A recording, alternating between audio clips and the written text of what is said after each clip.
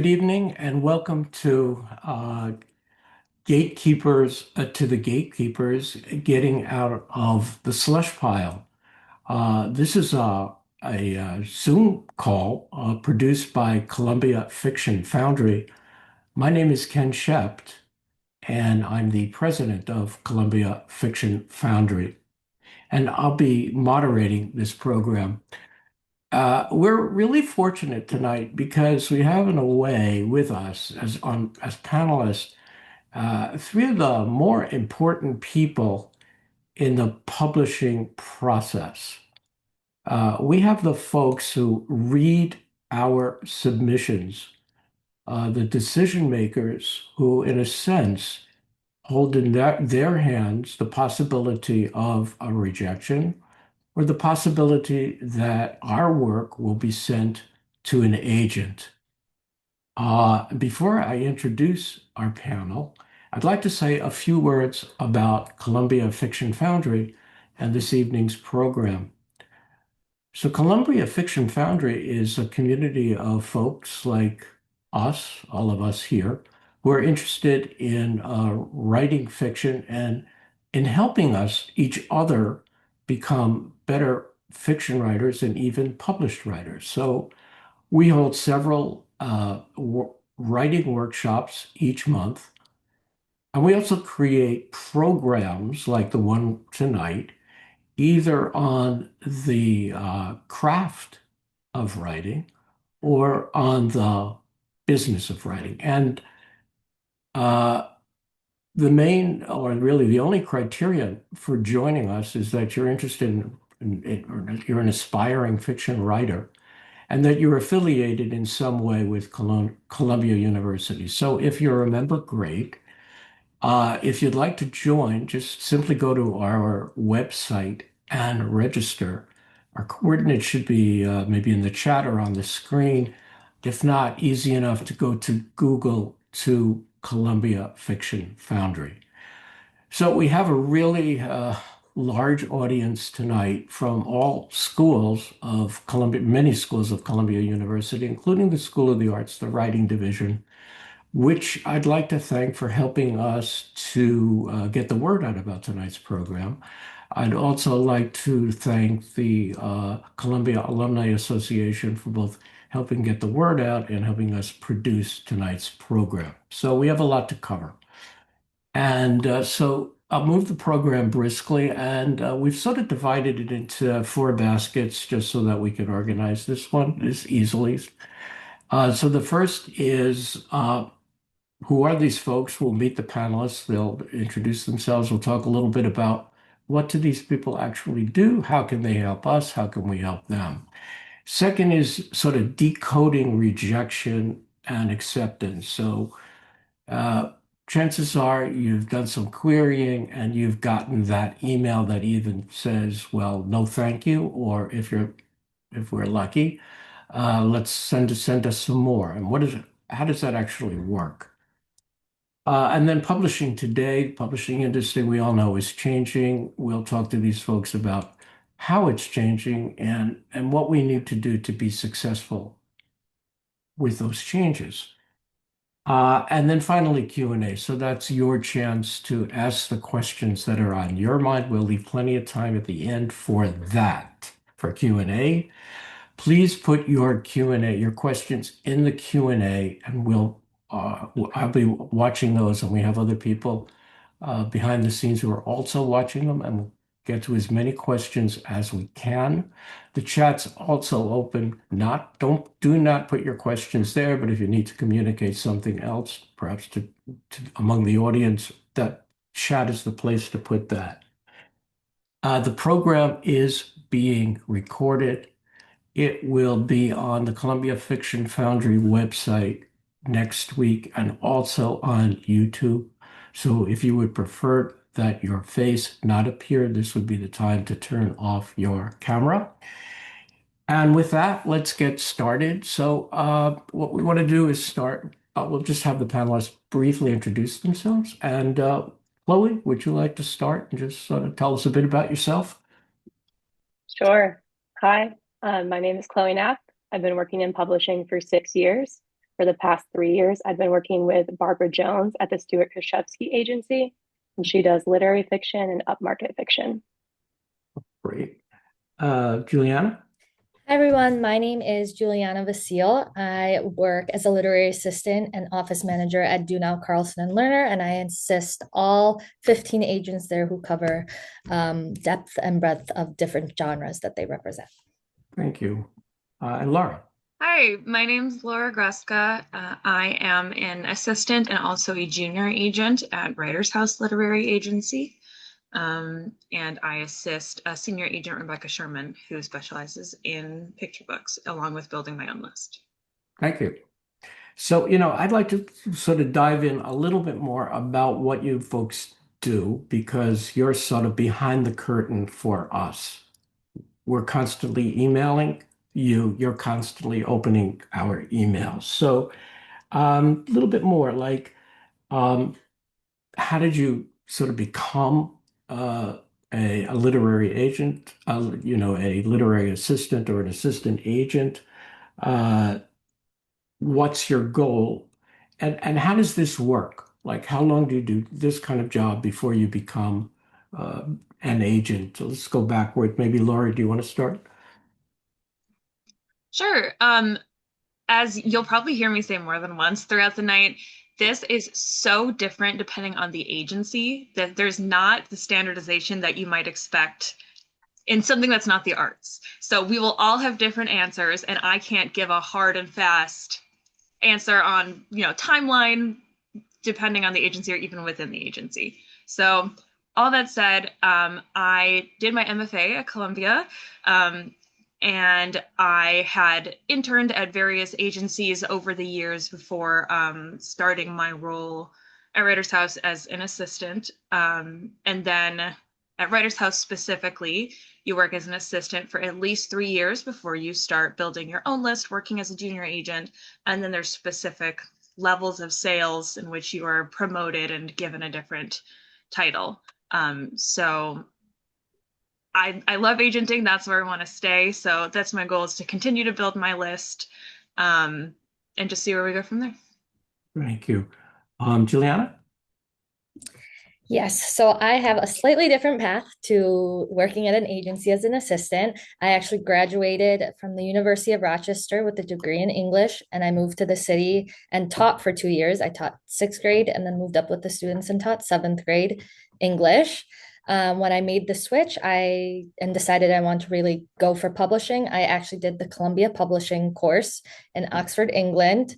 When I came back, I worked at the Strand bookstore for about 6 months, and then I landed the job at Dunow, Carlson and Lerner as the assistant. It started part-time, and I've been full-time for about going into my second year now. And yeah, that's the quick on how I got there. And I will say this, getting your first job in publishing is almost as hard as getting your book through. You get a lot of no's before you get yeses. So you're not alone. Chloe? After undergrad, I did a master's course at Edinburgh Napier in Scotland, and it was a year-long course. And through that, I started doing internships in magazines in an editorial role. When I came back to the US, kind of similar things, working in magazines, editorial things, but knew I really wanted to work in books instead. So it was just a lot of networking and trying to meet people, speaking to agents, speaking to editors, just anyone who had a friend that might be willing to talk to me, not even about a job opening. That is how I met Barbara, and she needed some help with one of her projects, and we started working together. And like Laura said, there's definitely not like a timeline that is specific for this role. It's basically just you work until you can convince someone to work with you. Okay. Um, so it sounds like there are a lot of different ways to get there, but you're sort of all in the relatively in the same spot at different agencies, perhaps. Uh, let's talk a little bit about what goes on. So now that's how you got there. Now you're at the agency. What is a day like? For example, how many queries are you getting? How many queries are you reading on a typical day? Or are you doing other stuff besides reading queries? Juliana? Absolutely. So queries takes up a bulk of my time and a good portion of my day every day if I'm staying on track, which is extremely important since we get about 400 to 500 queries a week, I would say. And this is for all, so I work for 15 agents, so it's separating the requests per agent, which is probably why there's such a high volume. Again, like Laura said, I can't speak to other agencies. It looks so different from place to place, but this is at Dunow, Carlson, and Lerner. So I do spend a lot of my time with queries, reading queries. I like to start my morning off that way when I'm fresh and ready to go and ready to give everybody the appropriate attention that they deserve. And I will say, as the quote unquote gatekeeper, I do pass a lot of queries through to the agent because I do believe they should be seeing just about everything that comes through. It's their decision to take something on, to not take something on. I will say the only times I don't pass something on is if somebody has submitted, let's say, to an agent who represents fiction, they submitted a nonfiction proposal. I'm not going to pass that on because I know the agent doesn't take that on. But so if you do your research and you go to the website beforehand, you'll know what people take on and can avoid that pitfall.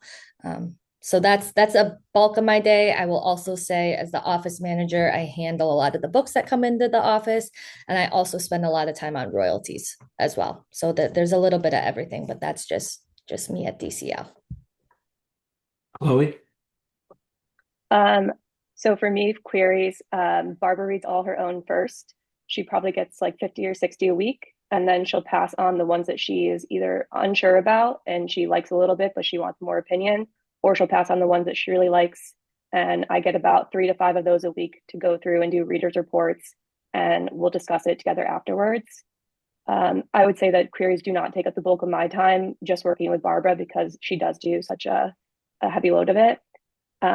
Most of my tasks are helping her stay on track with business. So getting back to people who need information from our authors, asking our authors to get things in like readers' guides or anything that their publisher needs.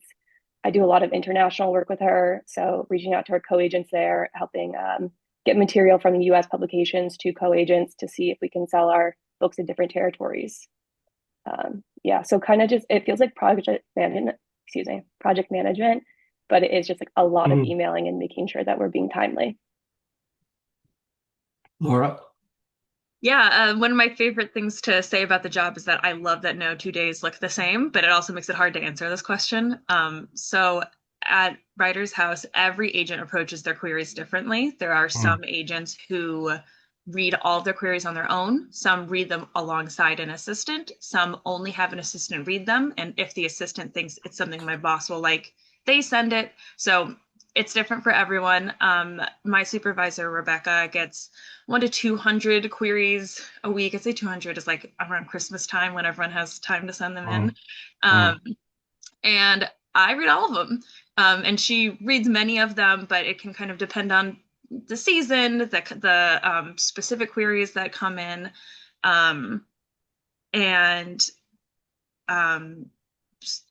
I also am a junior agent, so I have my own query box. Right now I'm closed to queries, in part because that just doubles the number of queries that I'm reading.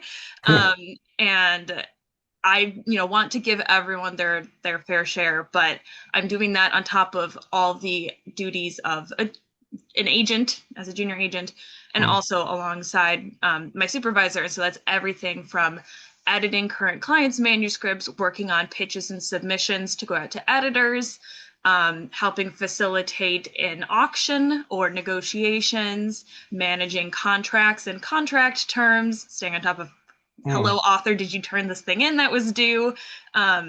It just goes on and on. So I guess I would say that my role as an assistant is basically doing most of what an agent does alongside that agent, in addition to doing it all myself as a junior agent. Okay. So if I could summarize, I mean, it sounds as if what Laura said in the beginning, which is that it's different all over the place. This is exactly right. It's different all over the place. So did I hear this correctly? So in your case, Giuliana, you are the gatekeeper for the entire agency.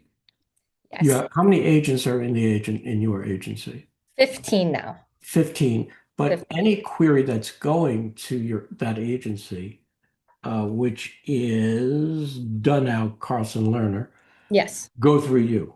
Yes. So I'm a true gatekeeper, so to speak. And then, but you're saying, I mean, unless there's something technically wrong, meaning you're sending a fiction inquiry query to a nonfiction agent, Yes. you move it to the agents. The agents, Yes. okay. I would say I pass a majority of queries on to the agent that was And when you do that, do you do that with any recommendation? occasionally. So if something sticks out to me, Yeah, I will not only send it to myself as I'm in the course of yeah, starting my own list and just yeah. thinking about projects that I might want to represent, but I Right, also flag it and send it to the agent for extra eyes so they know to pay a little close attention to it because I think it would right, be a very good fit for them. And it right. has happened in one case where an agent has taken my recommendation, and that's how I was able to shadow on the whole project so far, which has been an amazing experience. Okay, and in the case of Chloe and Laura, you actually are working for specific agents. Chloe, you work for two separate agents and two separate agencies. Laura, you're working for an agent. So you're seeing only the queries that are going to that particular agent. Okay, so that's clear. But then I think the next question that we would want to answer to would be like, how do you put your finger on the scale? Meaning, what's your influence? They come to you, but you're now very experienced and you have a lot of educational background. So what assessments do you make and how do you impact how what the agent sees and how the agent perceives or thinks about that query? Well, Laura? Yeah, happy to jump in here. So I'm on my 7th year assisting Rebecca, so I know her very well. And I work on every single book that she works on, edit books with her, so I know her taste intimately. Um, and so my role is to do that's like the nice thing early on a Monday with Giuliana was saying, like going through and saying, this is to the wrong person. This has 500 people CC'd. This doesn't have an illustrator attached. And get rid of, you would be shocked how many queries do Okay. not follow the guidelines. But then my next responsibility is reading through and determining what feels like it might be a good fit for my supervisor. And I tend, as I think most assistants do, tend to send more than I think she would necessarily take on. I mean, Rebecca has been in the industry for like 25 years, has a very full list, so she's being very selective in taking on new clients. So if I send her 5 things a week, which I might, she's not going to take on 5 new clients every week. That would be impossible to manage. So I'll always send her more things than I think she's likely to take on. And it's different with every agency, but we definitely share things internally. So if something comes into Rebecca and I think the friend who sits in the cubicle next to me might be a better fit, I might share it with them, talk with them about it. I'll let the rest of you guys talk too. Yeah. Chloe? So the way that Barbara and I will work is, as I said, if she's unsure of something or she really likes it, she'll pass it on to me and I'll read it, give her my report, and then we'll discuss it together once we both read it. At that point, it's again like asking for more pages. And if she's really, really interested, then she'll ask me to start doing some market research to see what other comparable titles are out there, what their track records are, what has sold recently, if anything is super similar, trying to look at editors that would be interested in it. And that kind of all happens for Barbara before she's even like started or agreed to take on a project. And the way that I do it is just it's giving her opinion or giving my opinion based on like what I've read, knowing what she likes and what she's represented in the past, and then always being mindful of what she's recently taken on and not trying to step on anybody's toes. So in the case for Laura and Chloe, you're basically reading with your boss's sensibilities. Yeah. And for Juliana, you have 14 or 15 agents in that shop. So do you know? I mean, can you do the same thing actually Yes. to At figure out this what point, they like? Yeah. yes, absolutely. I would say now that I'm going on my second year with them, I have a very, very good sense of what each person is looking Yeah. for. And each of the agents has spoken to me individually about Yeah. that they're looking to take on, things that maybe genres that they don't touch and don't want anything to do with, Mm. things of that nature. And I've also gotten the chance to work on enough projects where if I flag something for them, I think they pay a little extra attention to them, which is really nice and reaffirming as well. Okay. I have a couple of other questions. Well, in this vein. So I guess the first one is there a point where you sort of introduce your own sensibilities? Meaning, I know what she likes, but actually, I think this is pretty good. And so you sort of, uh, have a little bit more influence or introduce something that perhaps the agent wouldn't have seen. So I think maybe let's combine this in a way. Maybe you can give an example of that. And also individually, this would be harder for you, Giuliana, because there's so many people that you're, in a sense, reporting to. But for Laura and Chloe, I think the question would be, what is your boss looking for? Like how will you frame that? How do you know that that's sort of in her wheelhouse? And then what would be an example of something that came in that maybe was a little off kilter, knowing her sensibilities, but still you thought, I think this could work. Laura, do you want to take a shot? Yes. Probably answer the question backwards. Yeah. So as a junior agent and at an agency with many agents, if I think something is quality but likely not a fit for Rebecca, I'm more likely to share that with the person who I think might be a good fit for it. Um, there the things that Rebecca is specifically looking for are on her publisher's marketplace profile, like her manuscript wish list. That is also accessible via our website. So she has stated the things that she's looking for. So more broadly, if you're sending a picture book manuscript only, she's not accepting that. So if you send it in, she's not going to read it.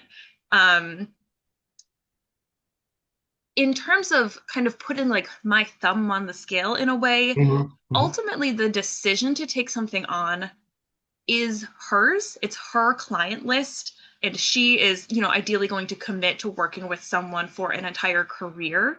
So I know her well enough to know that, like, for example, this is just unique about her. She doesn't do horse books. No horse books. So if it's great and there's a horse book that comes in, I cannot convince her to do this. I might say, hey, I think this is great. I'm want to take it on, or someone in the other cubicle would be a great fit for it. But ultimately, because it is her decision, I can give her my assessment based on my personality and my experience working with her. But ultimately, that decision comes from her, and truly, in my mind, is only fair if she feels confident in that decision. I wouldn't want to try to talk to her into a project if then when the next project comes along, she's not passionate about it. So it's all kind of counterbalanced by taking on my own work too. Okay. And when I'm reading the queries, it's just me. I'm just deciding, do I like this? Do I not like this? Rejecting if I don't, considering it if I do. So there's fewer opinions going on when I'm reading my own queries. Okay. Let me ask one follow-up question, Laura, and then I'll ask the same question to Chloe and Laura and Juliana. What's Barbara? This is Writer's House, and what's Barbara's name? What's her last name? Chloe works with. Sorry, go ahead. No, Yeah, I Laura. work with Barbara No. Jones. Oh, I'm sorry. Okay, so who are you working with, Laura? I work with Rebecca Sherman. Rebecca Sherman at Writer's House. Okay. Mm-hmm. So, and yes, we could go. Everybody in the audience could go to Query Tracker or any place online to find her stated interests. And we know it's not horses.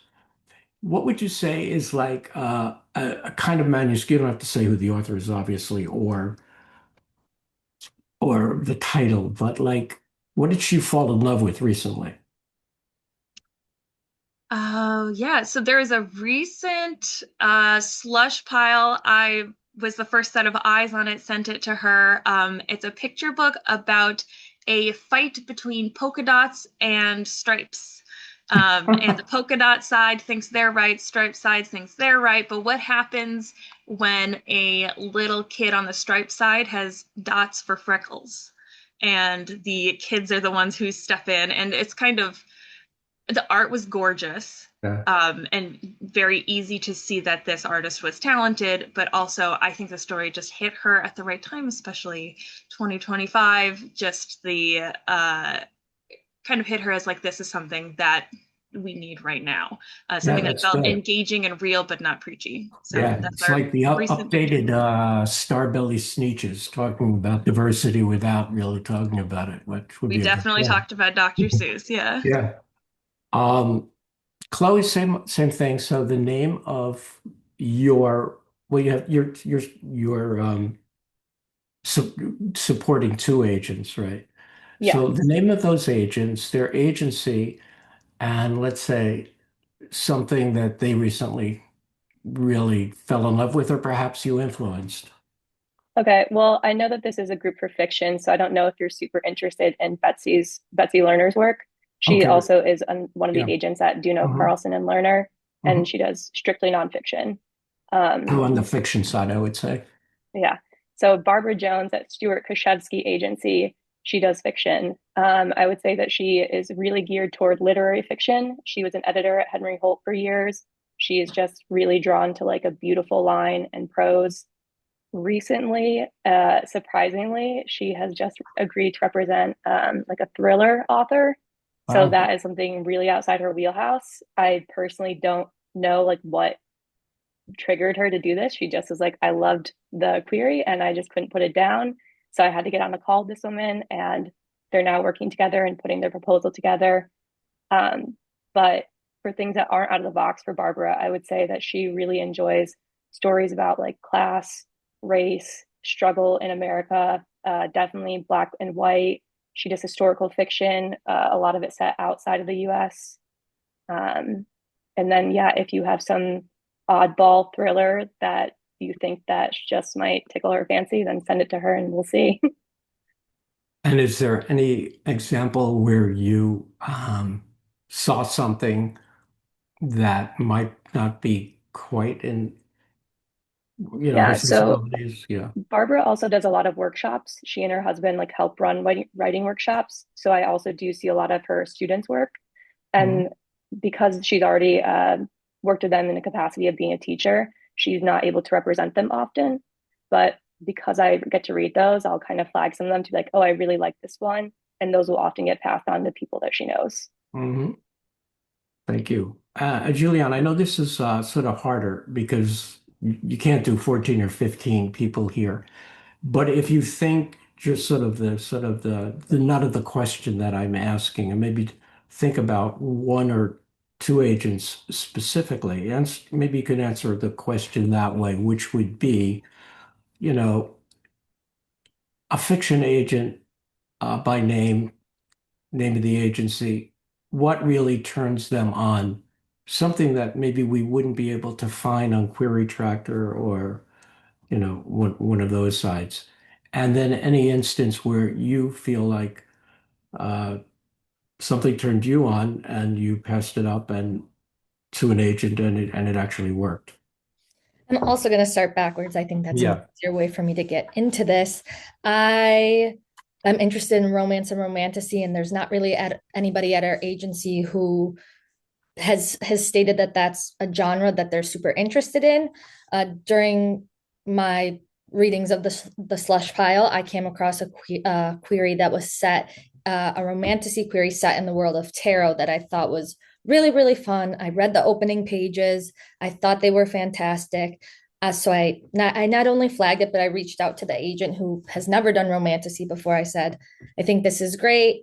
If you decide to read on, I would love to shadow you. I'd love to read on with you. So that's what we did. And we both ended up really liking it. And we both ended up, she ended up taking that author on. And I've been kind of second passenger on that, shadowing her on the whole process. And again, it's something she doesn't typically represent in the romance or romantasy space. So that was a fun one. Okay, thank you. So let's shift gears a little bit and get into sort of the decoding of rejection and acceptance. So this is great. We know who you are. We know a little bit about the people that, you're working with or working for. Uh, you just mentioned, Juliana, the slush pile, which we've used in the title of this, but, slush pile is sort of a pretty nasty image when you think about it. How does it really work? I mean, do you refer to it in-house as the slush pile, or what are we really looking at? You must open your screen on a Monday morning and find nothing but, you know, dear agent or dear so-and-so. So I guess how does that work? Is that you're just looking at a whole list of queries that you're scrolling through, and then I guess attached to that, if you're looking at 100 queries on a Monday morning, and that's the slush pile, what stops you? Um, Chloe? Um, I don't think I've ever called it the slush pile. I don't think that's the term that we typically use. We call it queries. Queries. And yeah, and as I said, so with Barbara, she reads hers first, and they'll only pass it on to me if she likes it or she has questions about it and she wants a second opinion. Um, I'm sorry, what was the rest of the question?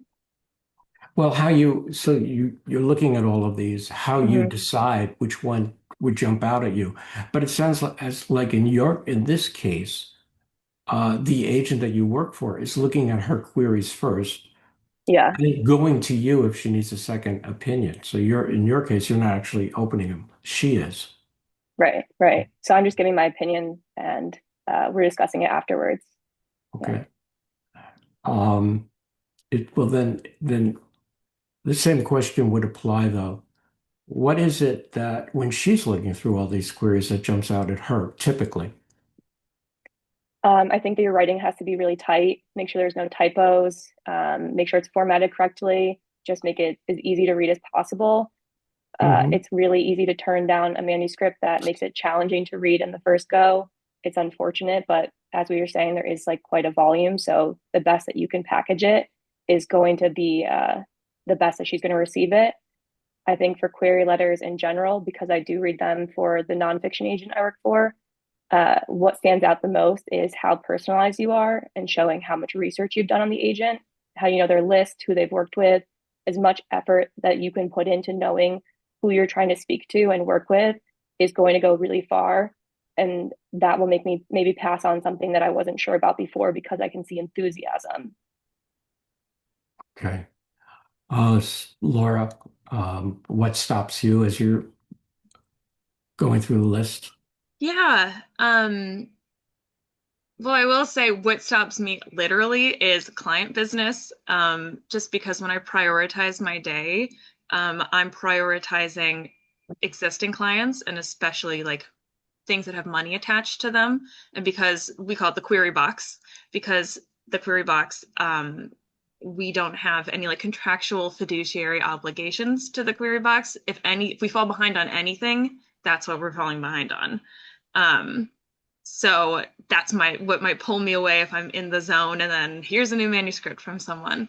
Um, this may surprise you all, but I would say most of the queries, many queries we receive, don't follow submission guidelines, are Hmm. addressed to the wrong person, Hmm. um, or are in some ways not not appropriate or fitting for what I'm reading. Mhm. So things, as I joked before, if you CC everyone at the agency, our agency rules are you can only submit to one person. So cross that one off. If you say dear so and so and it's not the person whose query box you're in, check that off.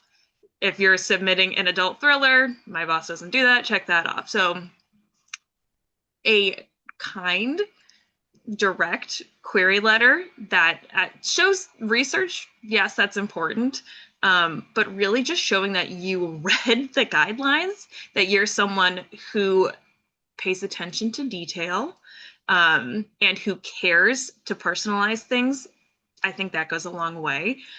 We all understand, if you're sending 80 queries in a day and you put the wrong name for one person, I'm never going to reject something based on one little detail. But if you're using AI and it's dear brackets agent or publisher, and then there are many errors throughout, that's going to be a problem. Okay. But interestingly enough for me, I personally read pages before I read query letters. So I just go right to the book. I don't even know what it's about. I don't know what format it is. I just go right to those pages and I start reading. And in my mind, that is my favorite way to just be caught up by something. And everyone does it differently. I have some friends who do it that way, some friends who only read the query letter. Stop talking. Okay. Let Giuliana talk. Okay. Giuliana?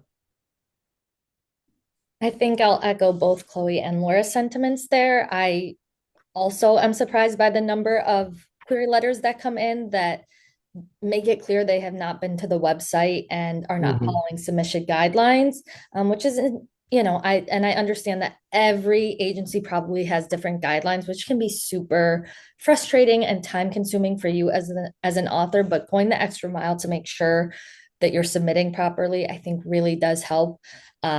And just makes it very easy for me to pass on, besides saying, oh, okay, this is not for the right person, or this didn't follow guidelines exactly. So maybe I'll pass it on if I've read everything and it looks really, really good, but perhaps not, because it just hasn't followed the proper submission guidelines. Okay. And then I will also say, to Chloe's point, that doing a little extra research and making it a little personal never hurts. I don't think pontificating about the person is necessarily always the best use of the space in your query letter, but a sentence or two that shows that you did a little extra research would go a long way, I do think, as well. That's something I've already said I pass a lot on, but whenever somebody writes something personal, I always make sure they're going to get their eyes on it, even if it's not completely the right fit. If the project wouldn't be, I'm still going to pass it on for that agent to take a look at. Okay. So I want to finish this piece about sort of rejection and acceptance, and then I'll go to the Q&A for people in the audience. I know that we have some questions and we will get to them shortly. But to finish this part, so the query comes in. What the next step? In other words, how many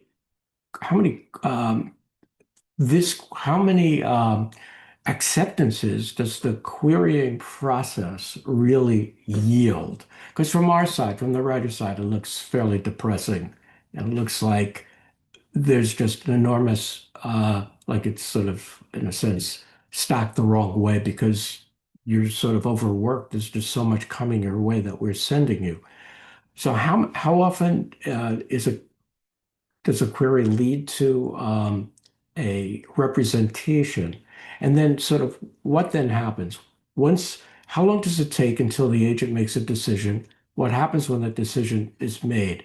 Does a standard rejection letter go out, or what happens? And then on the other side, if the agent says, yeah, this is not bad, what's the next step? Chloe? I would say for rejections and acceptances, there's not like a standard, like she accepts as many people a month or this many people a year. I've been working with Barbara for 3 years, and I would say for the first 2, she maybe took on 2 new clients in those 2 years. And then the past like 4 months, we're working with 4 or 5 new people. So it really like depends on what she has the capacity to do, like work wise, because she does such heavy editing with all of her clients. But once she likes something, she likes a query, she asks for more pages, she'll have a meeting with the author, and she'll have me start looking up the comparative titles and start doing the research, right? To see who's buying this, what other titles have sold for this amount, or what their track records are. And then from there, it's getting the proposal together. And that is a very collaborative process when working with Barbara. So just her writing her pitch letter, getting everything together for submissions, finding out who we want to send it to. She's going and having meetings with everybody to talk with editors before sending anything out. And then it gets submitted and we wait and see. Okay. Laura, same thing. How long does it take to get an answer one way or the other? If the answer is rejection, we sort of know what that looks like. How many times do you see acceptances, and then what's the process after that? Yeah, our agency website says that we plan to reply in 4 to 6 weeks. That's generally the timeline I go for, unless I'm a little behind. And so those responses will go out within that timeline, possibly earlier if something's been read earlier. And I'm sending 100, 150 rejections a week. So I can't personalize everything. I mean, I personalize the people's names, and I will especially personalize if it's something that I thought was great but not a good fit, or it was written by a 5-year-old. But I really cannot personalize everything that I send a rejection to. In terms of if Rebecca clicks with something and likes it, it's again just determined by when is she getting to it. If she's in the middle of client work and she has an auction, she's less likely to be reading a query and prioritizing that as opposed to just like a quiet week. So it kind of depends on her schedule, and then we'll hop into conversations with the author or requesting more pages, asking what else they're working on, and kind of having that who are you? Who am I? Are we a good fit for each other? Like a job interview and a date at the same time, kind of having that conversation to determine that. And then importantly, if Rebecca makes an offer of representation, there's generally a 2-week, it's an industry standard timeline in which you, the author, have the opportunity to tell everyone else who has your query, I have an offer, I'm deciding on May 1st. This is essential that you update the agents who currently have your manuscript so that they can make sure that they prioritize it, because you have a timeline. I cannot tell you the number of great queries I've read when I will write back and say, this is great, send me more. And they're like, oh, sorry, I have an agent. Well, if you had told me earlier, we might have been able to make an offer of representation. So that's often what happens, or if someone has an offer elsewhere, they'll let us know. But then the timeline between Laura, I'm so sorry. I could go on forever. That's okay. I'll stop. Yeah, but I'm just conscious of the time because we want to get to the Q&A. And Giuliana, do you want to respond to that? Super quickly, it looks very similar because of the number of queries that come in. I do not do rejection letters. Everybody gets an automated email when they've sent their query in that says you will hear from an agent, the agent that you queried, if they want more pages, and that's how. Oh, can you hear me? Someone said they could. Yeah, it's fine. Okay. We can hear. Great. And if the agent wants more pages, they'll make the request for more pages, and it will go very similar to how Laura laid it out. At that point, you would definitely get a rejection, a personalized rejection. I don't think I'm the right fit at this time, or for whatever reason, the agent didn't want to work on it, versus we're going to take the next step. I really liked it. You have let's set up a Zoom, let's talk about it, then take two weeks. Okay, thank you. I think this is really helpful for a lot of reasons. One, it demystifies the process. Also, on both sides, we now realize there are actually people on both sides of this process, because the email and the query makes it fairly antiseptic. This is at least we now understand that everybody is doing their best on both sides, and we know a little bit more about how you work, which is very helpful. I'm going to go to the Q&A now and see what specific questions some people might have. Okay, so this is about querying. This is from Gabrielle. I've seen different recommended formats for how to begin a query to grab your reader's attention, starting with the literary hook, starting with logistics, word count, genre, comps. What do you recommend writers start their query with to grab the attention and keep the agent's interest? Giuliana, why don't you start off? Sure. Again, there's no easy answer to that, to what's going to absolutely grab an agent's attention. I think making sure that the word count, the genre being closer to the top is very important, because it lets me know as the first set of eyes on it if, hey, this is going to be something that this agent could take on versus no, it's much easier for me to just pass it on. In terms of hooking the agent's attention, that's when I do think a little bit of that, the personal flair or research that you've done to add that to the beginning of the query could be helpful as well, because they know that you've taken the time to look them up, and so they're going to, I think there's just a human component of that. If you've taken time to look me up, I'm going to put absolute time into looking at this query and giving it all the attention it deserves. I think that helps tremendously. Okay. Just so we can move through, Laura or Chloe, do you have a substantially different response to that? Not substantially different, aside from echoing what Chloe had said earlier, Yeah. too, about it's just the quality of the writing. That is more important to me than the query letter. Okay. Yeah. All right. I would say that sometimes I read a query letter and it's a little bit dry, like just the facts. If you're writing fiction fantasy, this is also your time to sell the agent you want to work with that you're a good author and you're a good writer outside of exactly what book you've done. Okay, quick one. How much time should you devote to the bio section of your query? Do you or your colleagues care about where an author has previously been published? Anybody I, jump I would say in? it's definitely helpful to know, but Yeah. again, like it's not going to be a deciding factor. It might make me look at your query a little bit more closely if you've been published a bunch of places before. But again, it's not gonna be the deciding factor for me. Anybody disagree I'll with that? add to that big names, if you're published in the New Yorker or you had a book previously with Penguin Random House, that's very important for us to know. But Mhm. if you have been published in, it's not as important in like a small, wonderful literary magazine that I might not know the name of. You're welcome to put it in. It's not going to be a game changer, but my eye will catch on Brenda. Okay, this is sort of in the category. This is from Cheryl, and this is sort of how to best understand the system. It was mentioned that December is extra busy. What is the best time of year to submit a proposal when it's most likely to get attention? Anybody? Personally, I think before summer starts, publishing kind of slows down in the summer and it Okay. gives people a lot of extra time to like sit if they're doing vacations and beach reads. People will Mhm. absolutely bring work with them at that point. Okay. Um, I think it just comes in waves. It's like, I mean, this last December was very busy, but I think it is so hard to predict that I think you just send it when you send it. okay. This is from Sonia. Sometimes the descriptions of desired manuscripts are vague, meaning, i.e., looking for family sagas, unreliable narratives, BIPOC, coming of age stories, etc. But it's hard to gauge these as a writer as we try to query the right people, but it's often not the right fit. Could you address this? So, um,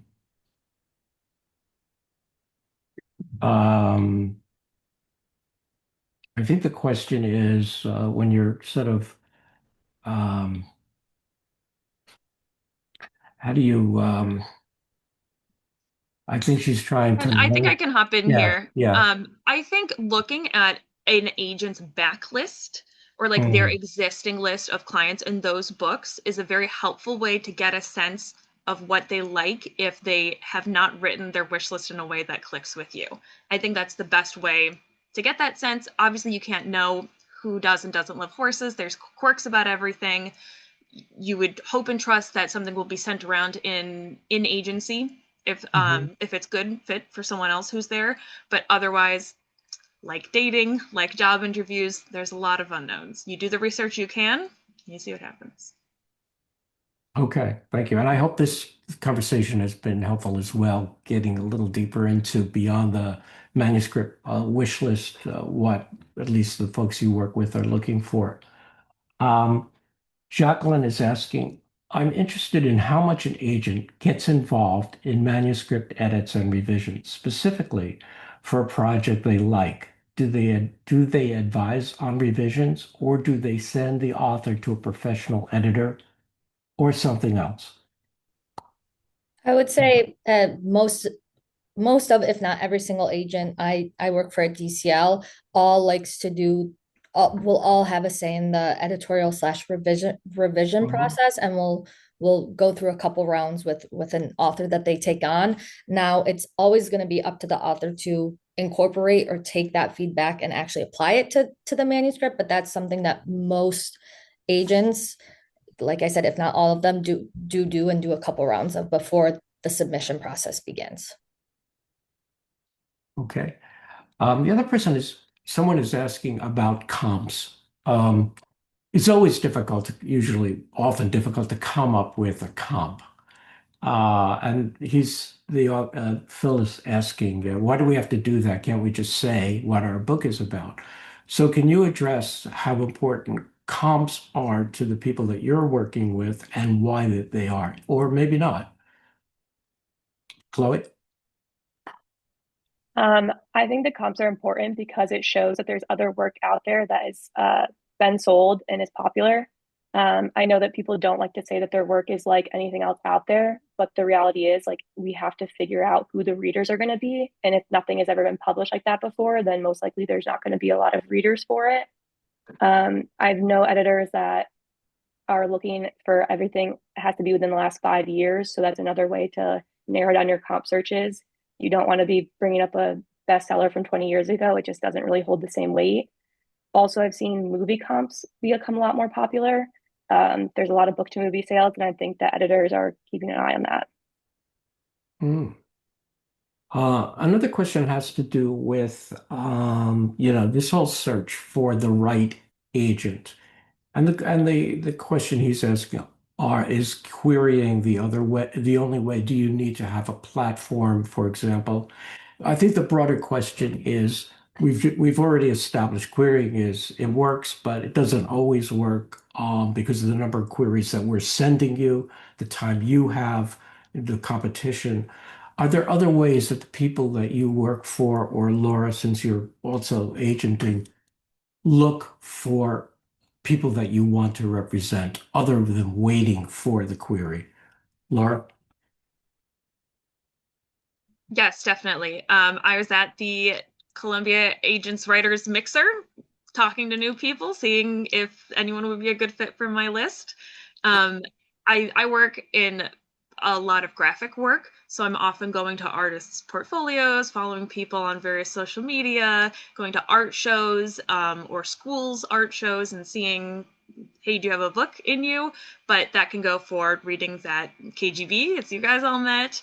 It can be reading like the Columbia MFA end of year anthology. We do a lot of our own research, just kind of reading stuff that's just out there when we're especially like hunting down new clients. Okay. Um, how important is it to be very specific about the genre that you're writing in? I guess in your query letter, do you need to say explicitly, this is romantasy or this is sci-fi or whatever it is? Uh, I would say back to, I think Chloe had mentioned it's in terms of an agent thinking about how they're going to position it in the market and what readers they're going to attract. It's important to be specific about genre. I think when people say, it's between two genres, or it could be this or it could be that, it feels a little wishy-washy at times. So I think the more specific you can be about the genre, the more on the nose you can be is a little bit better as opposed to being broader or vague. okay. Any other thoughts?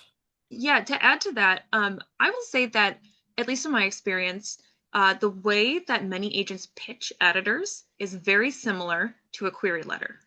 We are, in some ways, querying editors. So if Mm, you are able mm, to mm, write a mm, query mm, letter mm. that succeeds in pitching it to us, we can imagine how we would pitch it to someone else. That is doing a lot of heavy lifting. If you're able to give us those comps or something like that, and allow us to more easily imagine how we would sell it and what would sell an editor on it. Excellent. Believe it or not, we're coming up on the last 5 minutes. This has been a fantastic hour, and it's gone very quickly as I expected. But what I'd like to do is reserve some time now because each of you is building your own list. And so I'd like to leave some time for you to talk specifically about what you're looking for. And if people wanted to reach you with their manuscripts, what what you would be receptive to and how people should how they would reach out to you. I think we have your coordinates in the chat, but you can also repeat them. Chloe, why don't you begin? Okay. I shared my email, Mauricio, so I don't know if that'll be going around after the meeting, but feel free to email me. I'm interested in representing fantasy, sci-fi, thrillers, historical fiction, anything that is like a historical reimagining. I love a dystopian, magical realism, speculative fiction. That's what I would like to do. Okay, Laura. I'm currently closed to queries and focused on my existing client list. I will reopen. I don't know when that's going to be. I'm very sorry. But what I'm looking for is on my manuscript wish list, which you can find easily by Googling my name.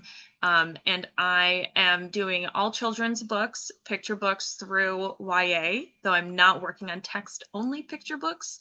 And I'm also dabbling a bit in adult in the literary horror genre blending Brian Evanson-esque space. Giuliana. Yes, so I'm certainly open to queries. As I previously mentioned, I'm looking for actively romance and romantasy, but I really read eclectically in the fiction space. So if it's anything genre related, especially with magical realism, is something I'd be interested in. So yeah, and please feel free to reach out. Thank you. So in the last minute, I want to thank our panelists for generously sharing all of that knowledge and their time, and being open to hearing from us, from the audience, from members of the Columbia Fiction Foundry. I also want to thank everybody who's attended tonight's session. The audience is actually quite large, so thank you for coming, and I hope this has been beneficial for you in the audience. I know I have learned a lot.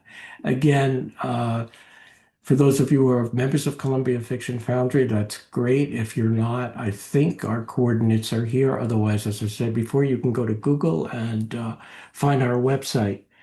And I hope to see many of you in our workshops very soon. Meanwhile, good luck with your writing. And to our panelists, good luck with your emerging careers. And I hope that we can do business together at some point.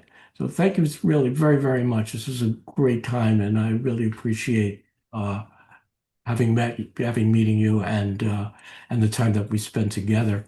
And with that, I would just wish everybody good evening. Good luck with your writing. Good luck with your careers. And goodbye for now. Good evening.